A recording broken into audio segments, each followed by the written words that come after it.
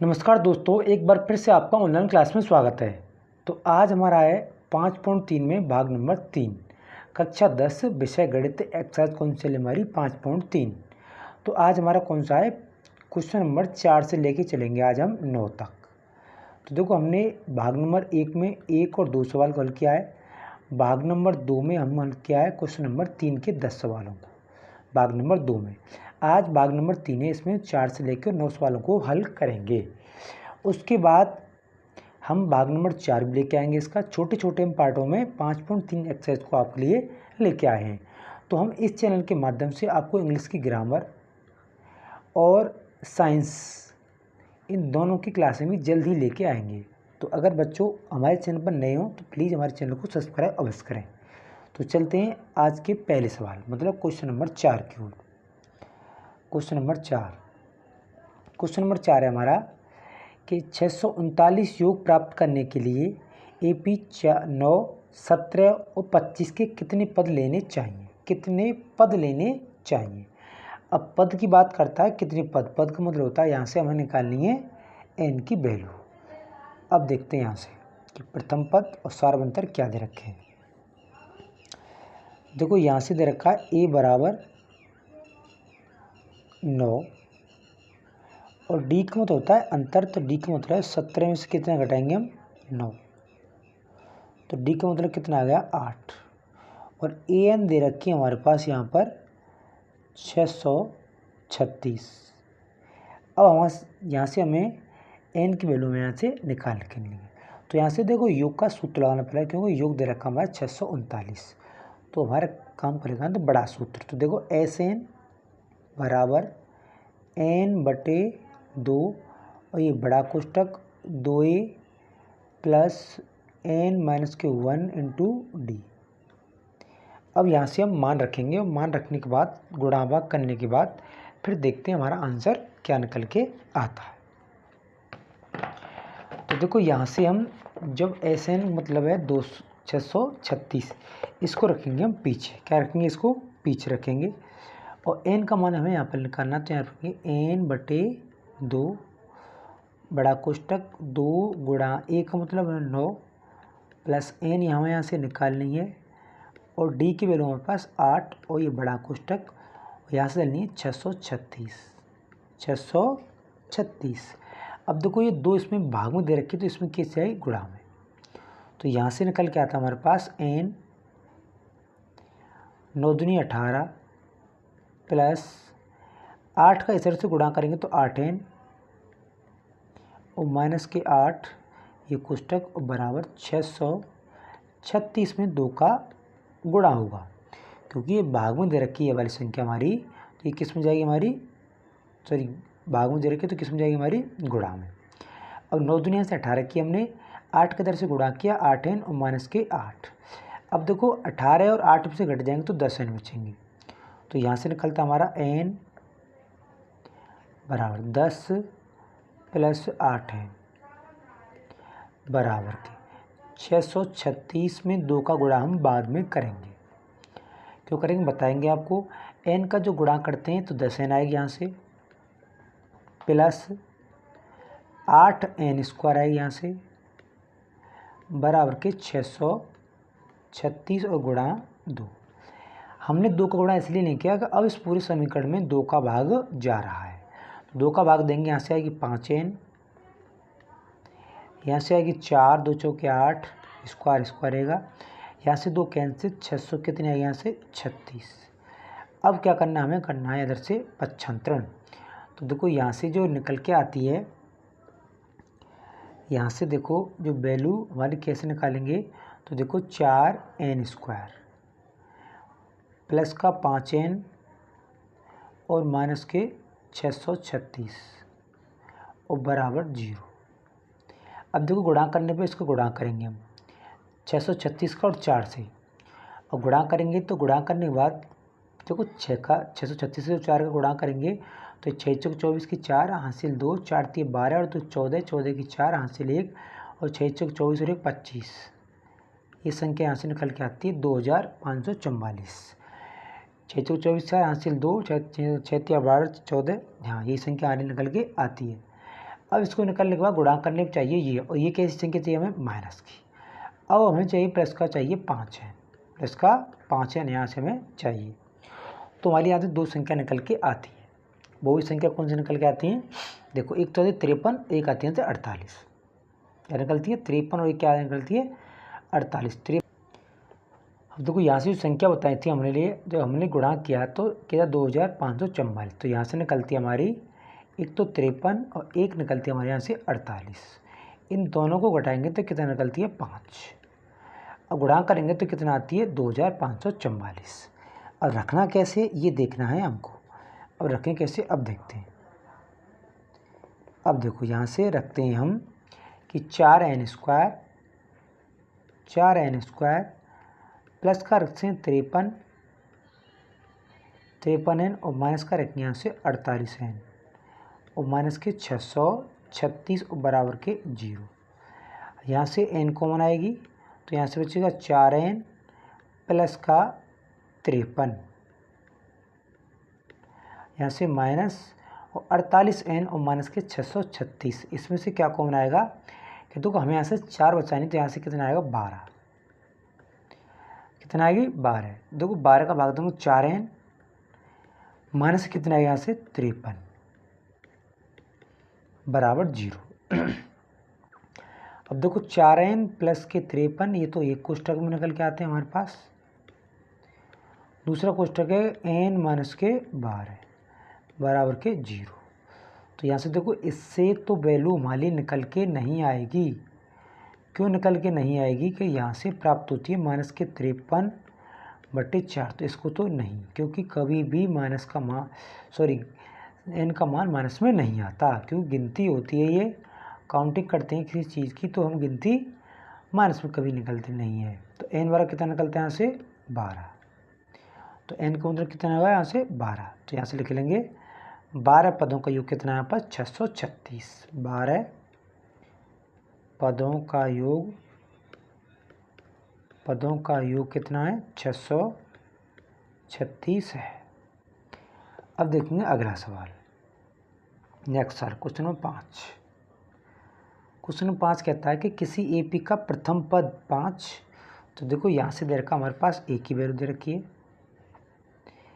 यहाँ से क्या दे रखी है हमारे पास ए की वैल्यू दे रखी है। ए की वैल्यू हमारे पास दे रखी है यहाँ से ए बराबर, यहाँ दे रखी है ए बराबर 5। अब कहता है प्रथम पद 5 और अंतिम पद 45, मतलब an बराबर 45 और योग मतलब sn बराबर 400। ये दे रखे हमारे पास। यहाँ से हमें पदों की संख्या भी ज्ञात करनी है और यहाँ से सारवंतर भी आपको ज्ञात करना है। अब देखो हमारे पास दो ही फॉर्मूले, एक तो अंतिम पद ज्ञात करने का, तो एक कौन सा हमारे पास जो योगफल ज्ञात करने का है, छोटा वाला बड़ा वाला। अब देखो छोटा वाला कब लगता है, जब हमारा अंतिम पद का योग दे रखा, अंतिम पद की संख्या दे रखी हो an या l। तो कितने रखे 45। तो इसको पहले लगाते हैं। अब देखो यहाँ से लगाते हैं योग ज्ञात करने का सूत्र। देखो sn बराबर n/2 और a प्लस l। sn मतलब 400 पीछे रखेंगे, n का मतलब क्या है, यहाँ से n का मतलब नहीं दे रखा है, तो n यहाँ से निकालनी है। a का मतलब 5 प्लस 45 और बराबर कितने रखिए 400। अब यहाँ से क्या करेंगे, ये दो क्या है इसमें भाग में, इधर की जाइए गुणा में। ये कि 50 कितना हो गया 50 हो गई बराबर 400 गुणा 2। अब n की वैल्यू निकालेंगे यहाँ से, तो 400 गुणा 2 और नीचे आएगा हमारा 50। तो 0 से 0 ये करके 8 बार, तो 8 दूनी कितना है यहाँ से 16। n का मान तो हमारे पास कितना आता है यहाँ से 16। हमें क्या निकालना है डी के बाद छोटा सूत्र लगा देते हैं। छोटा सूत्र कैसे लगाएंगे, देखो मतलब अंतिम पद ज्ञात करने का सूत्र। तो a प्लस n माइनस के 1 इंटू डी। an मतलब अंतिम पद 45 पीछे रखेंगे, a का मतलब 5 प्लस n की वैल्यू हमारे पास 16 दे रखी है, माइनस के 1 और d की वैल्यू हमारे पास निकालनी है। यहाँ से आएगा 45। अब यहाँ से 5 करेंगे 75, यहाँ से बच्चे आपकी 15d बराबर 45 में से 5 हम क्या करेंगे, घटाएंगे। तो 15D बराबर क्या आता है यहाँ से 40, और D की वैल्यू निकलती है 40 के नीचे आएगा हमारा 15। अब भाग देंगे इसको 5 से, तो 5 का 8 बार, 5 आएगा 3 बार, तो 8/3 क्या निकलता है हमारा D की वैल्यू। अब देखते हैं अगला सवाल, क्वेश्चन नंबर 6। क्वेश्चन नंबर 6 कहता है किसी एपी के प्रथम व अंतिम पद दे रखे। देखो ए दे रखा हमारे पास 17, अंतिम पद मतलब एन दे रखा हमारे पास 350। यदि सारवंतर 9 हो, सारवंतर भी देता है तो डी बराबर 9 लिख देते हैं यहाँ से।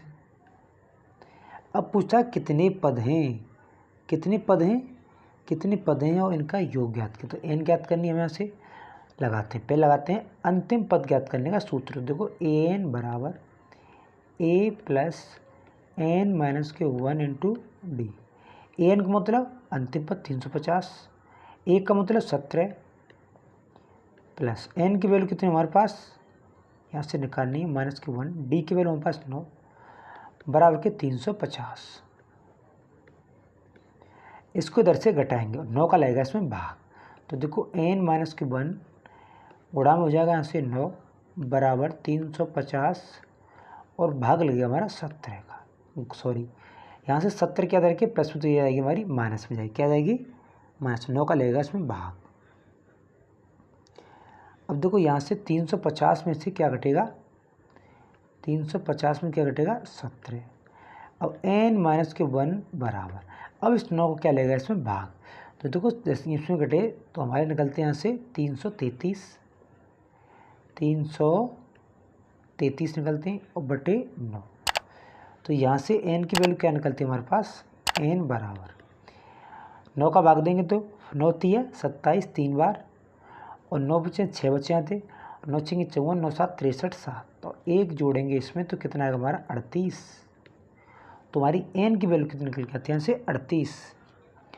अब उसके बाद देखते हैं n की वैल्यू 38 निकल के आती है, योगफल ज्ञात करना था, छोटा बड़ा सूत्र इसमें हम लगा देंगे।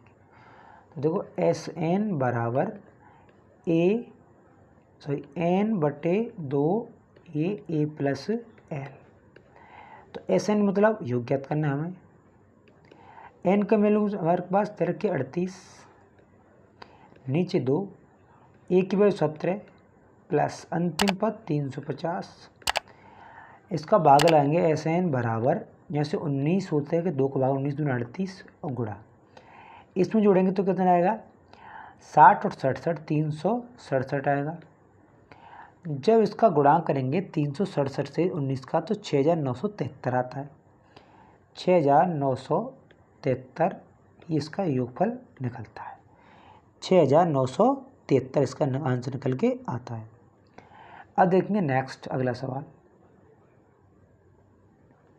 ये अगला सवाल है 7वां क्वेश्चन। 7वां क्वेश्चन क्या है, अब देखते हैं कि उस एपी के प्रथम 22 पदों का योग। तो यहाँ से n दे रखे हमारे पास 22, अब इसमें d की वैल्यू दे रखी है हमारे पास, d की वैल्यू दे रखी है हमारे पास 7। 22वां पद मतलब A22, अंतिम पद कहते हैं 149, n है हमारे पास। अब यहाँ से निकालना क्या है, एपी के प्रथम 22 पदों का योग ज्ञात करना है। अब यहाँ से हम छोटा सूत्र लगा के योग ज्ञात करना है, तो यहाँ से अंतिम पद ज्ञात कर लेते हैं। अंतिम पद हमारे पास 149 दे रखा है, सूत्र लगा के यहाँ से हम ए की वैल्यू यहाँ से हम निकालेंगे। क्या निकालेंगे यहाँ से, ए की वैल्यू। तो देखो an बराबर a प्लस n माइनस के 1 इंटू डी। an अंतिम पद 149, पीछे a का मतलब निकालना है यहाँ से हम, प्लस n 22 माइनस की 1 इंटू डी 7 बराबर 149। ए की वैल्यू निकालनी है, ठीक। 22 में से 1 गया तो बच्चे 21, 21 से गुणा करेंगे हम 7 से, तो 21 गुणा 7 बराबर के 149। तो ए की वैल्यू यहाँ से निकलेगी 149 में से 7 1 7 और 7 दूनी 14 घटाएंगे, तो यहाँ से ए की वैल्यू निकलती है यहाँ से हमारी 2। अब ज्ञात करना है योगफल। योगफल SN बराबर छोटा सूत्र लगा देंगे यहाँ से, तो यहाँ से निकलती है हमारी n बटे 2 और a प्लस l। तो देखो SN योग ज्ञात करना हमें, एन की वैल्यू हमारे पास 22/2, ए की वैल्यू हमारे पास दे रखी है, ए की वैल्यू 2, एल की वैल्यू कितनी दे रखी है 149। अब देखो यहाँ से 11 आता है, गुणा यहाँ से जोड़ेंगे तो 1 5 1 151, मल्टीप्लाई करेंगे तो 5 1 11 का 11, 11 5 55 और 1 56, 56 की आगे यहाँ 6, हासिल आएगी 5 11 का 11, 11 5 क्या होते हैं 16। तो यहाँ से आता है 1661, इसका आंसर निकल के आता है। अब देखिए नेक्स्ट सवाल, अगला सवाल क्वेश्चन नंबर 8। क्वेश्चन नंबर 8 हमारे पास कि उस एपी के प्रथम 51 पदों का योग ज्ञात करना है। तो एन की वैल्यू हमारे पास कितने रखे 51, जिसके दूसरे और तीसरे पद दे रखे हैं, दूसरे मतलब A2 दे रखा हमारे पास 14 और A3 दे रखा हमारे पास 18। ये दोनों कंडीशन है, एन की वैल्यू हमारे 51 पदों का योग ज्ञात करना है। तो हमसे पहले यहाँ से 2 सूत्र लाएंगे, एक इधर से एक इधर से। तो यहाँ से लेगा देखो एन बराबर ए प्लस एन माइनस के 1 इंटू डी। तो एन अंतिम पद 14 रखेंगे पीछे, और ए की वैल्यू हमारे पास है नहीं, तो ए प्लस एन का मतलब कितना है 2 माइनस का 1 इंटू डी, और बराबर क्या आता है 14। क्या आता है 14 यहाँ से निकल के आता है। इसको सॉल्व करेंगे थोड़ा सा, तो देखो a प्लस 2 में से 1 गया तो 1 बचेगा, गुणा किया d से तो d, तो ये हमारा पहला समीकरण निकल के आता है। यहाँ से a की वैल्यू निकाल सकते हैं, निकालने के बाद फिर तो उसमें मान रख देंगे, तो a बराबर निकलेगा 14 और माइनस के d। इसको समीकरण नंबर 1 मान लेते हैं, इसको नहीं मानते। अब यहाँ से एक सूत्र और लगेगा, तो देखो यहाँ से लगेगा एन अंतिम 18, ए का मतलब ए प्लस एन का मतलब कितना आएगा, एन का मतलब वहाँ यहाँ से आएगा हमारे पास, एन का मतलब है 3 और माइनस के 1 इंटू डी और बराबर के 18, ए प्लस 2d बराबर 18।